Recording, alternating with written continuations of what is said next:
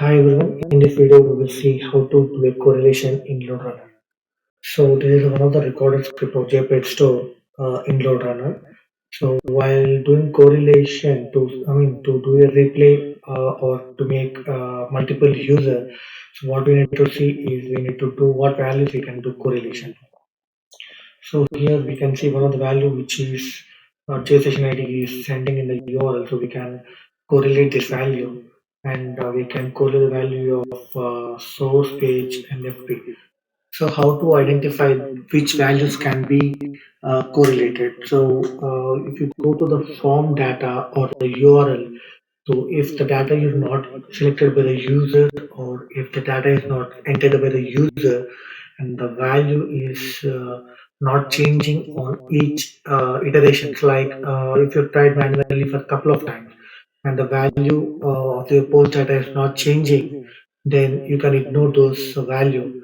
And if the values which are changing on each manual flow change, I mean manual, when you try it manually it was changing, then you need to do that value, the value of correlation. So if you refresh your page, the session ID will change on every launch, and the source page and FP will change on every iteration or every time you do manually. You need to check it manually before you decide whether you need to do correlation for that value or not. So you need to do it manually, and you need to compare recording and manual flow, and you need to see the values are they changing or not. If they are not changing, you can ignore directly the value, and if it's possible to do parameterization, we can do parameterization. Like example, if in our case we are using username and password as an input, so those values we can do parameterization. But how to do that correlation? So we'll see that in correlation. Still now we'll see how to do correlation and what are the options we have for correlation. So this is the value it was sending. So to see that value, we need to see the above request. We have only one request above. So right click on this, go to snapshot. In the snapshot, you will have two options: recording and replay. So in the recording, go to the response data, see whether you have it in your response, or you have that in your response. So copy this value, and create a regular expression or left boundary, right boundary to your request. So web break save. Click F1. You will have multiple functions available for correlation in C protocol and HTML protocol. Uh, web underscore save underscore ex.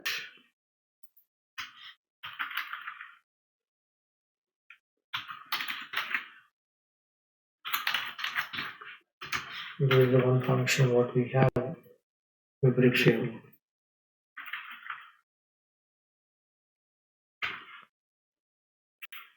So web break do control space. Web break save param. Web break save xpath. Web break save ex. Web break save param. So click on web break save param. Go to F1, it will show you the example what we can use of. So before that, I'm copying my expression here, commenting it. Come to web save ex. So this is left boundary, right boundary, and list of attributes. So I'm taking. We can take one of the example here. Web save param ex. So we have different options here. Web save param. We can use web save param ex, web save regex.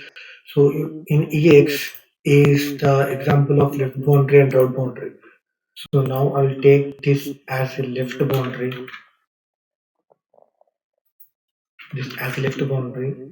and double code as a right boundary. So we'll go to the snapshot once again, but taking the right boundary.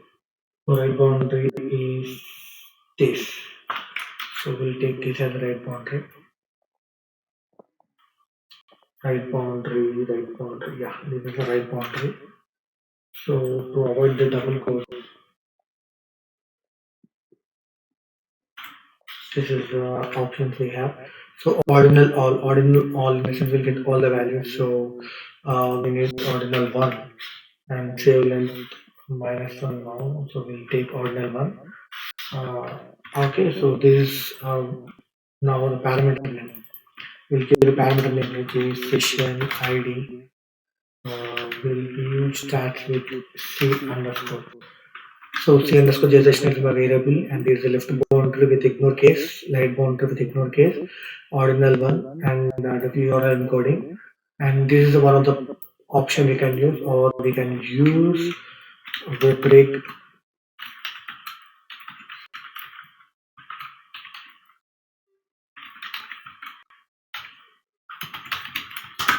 param regex also. So regex is like the parameter name. What we need to give, we give the parameter name as session ID, and next parameter is reg regular expression, regular expression.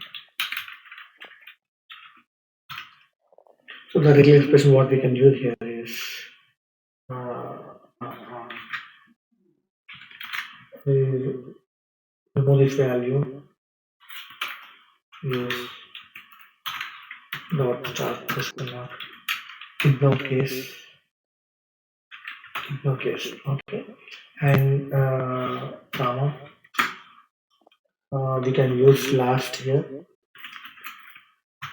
We can sorry,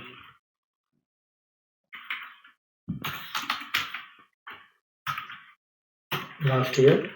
And if you want the ordinals, or if you want to add the ordinal scope, search default, search filters as a body, search filters as a body, search filters as a body. So we are not changing anything. So we have two ways here, two options what we can do now.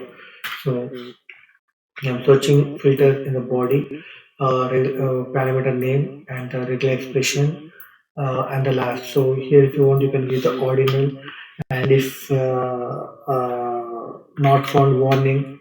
If it's not found, if you don't want, if it is generally, if the correlation value is not found, then the script will throw an exception. And script has failed, the transaction has failed, or script has failed.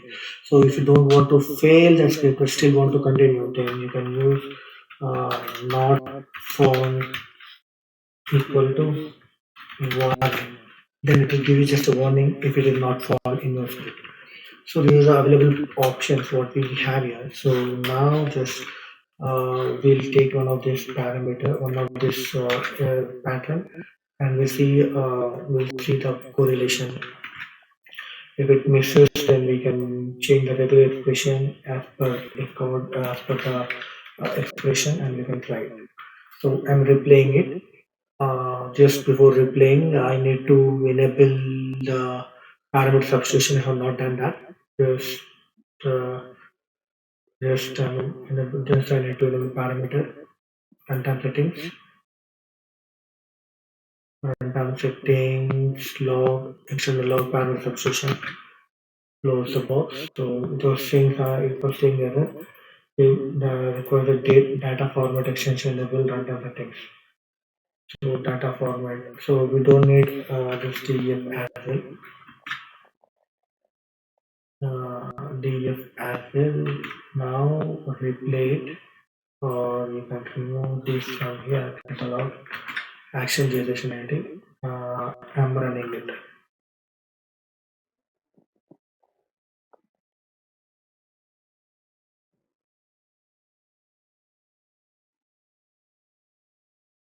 Now if you see generation ID is captured. Now we will use a regex pattern. We'll use a regex pattern to correlate our value. We'll use the same variable name toward collisions script. So yeah, just before replay and compiling it, let's compile successfully. Then start replay. We'll see that. Unrecognized misplace.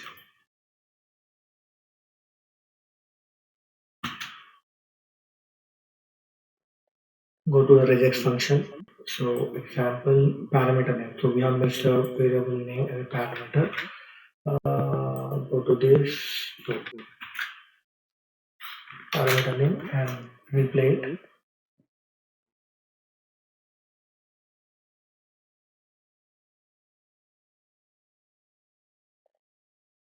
Yeah, it was passed and see the value what it has captured. So we have seen the script with the two possible values what we captured with rubric save param ex and rubric save param regex. And based on the response time with the JSON, then we can do the rubric save param underscore JSON. If it is XML, then rubric save param underscore XPath or attribute. So if it is in JMeter, it's a CSS attribute. In LoadRunner, we have an attribute attr rubric web save param underscore.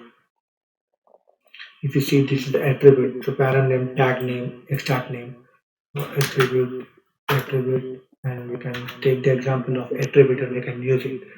So if any of the function, if you don't know how to use it, just select the function and click F1. It will help you to the examples of that function. F1. It will open you the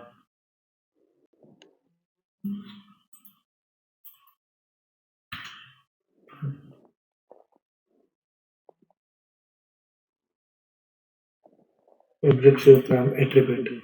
So here this is example. We can use of the parameter name and tag name, which tag you want, input tag or CSS tag, what you want to do, extract value, what value you want to extract the value. So the attribute, which attribute you want to extract it.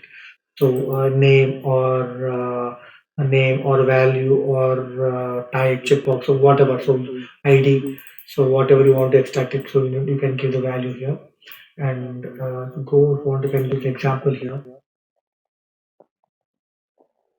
Mm, Open attribute example. So see if you see that want to input tag on value, name the session ID, the input name variable. So let's take this as an example in our current script. So just take if you go now currently the value what we are using here, it's not an input variable or a URL variable. So it will capture complete value now. So we don't have session ID as an input variable. Session ID as an input variable. So we have that as an URL. So that's a bit tougher. Forget that, but we can use this attribute for one of the input field. What we're using here is using source page and FP. Okay. So in this request, if you go to this request, you will have the input fields. Come to a snapshot response. Here, if you see the fields, uh, yeah, we have the fields here. Value. So now we need input value. Name is source page. Okay. So now what I'm doing is here uh, value name of the field is underscore source. Type is hidden type. So what type of field you want to capture? So it's a text or something. What kind? So we have text here. If you see that it's type equal to text, name is a source, value we want to capture, and it's input tag. So yes, so this is the input tag, and I will give the name as c underscore source. C underscore source page. So I will pass this here. We'll see what value we capture in our script. Okay, this is the web underscore save attribute. No. Uh, No, hidden source page. Yeah, now replay it. I'm replaying it. So the C underscore source page has to capture the value of your input hidden type with the name of source page. So we can set the value, we can choose which of the parameter is best to capture. So it has captured the value and it has sent in your request. So capture the value, this is the value. So based on the type, so if you have any values in your URL, then you can go for left boundary and right boundary. If you have the values of your input field, then you can use the attribute share underscore attribute what we have here attribute, and if you want to some like if you want to add extended like freehand, and you can go for regex. So as per your response time, you can decide the what parameter, what the correlation function you can use. I hope this helps you a lot. Thanks for listening this.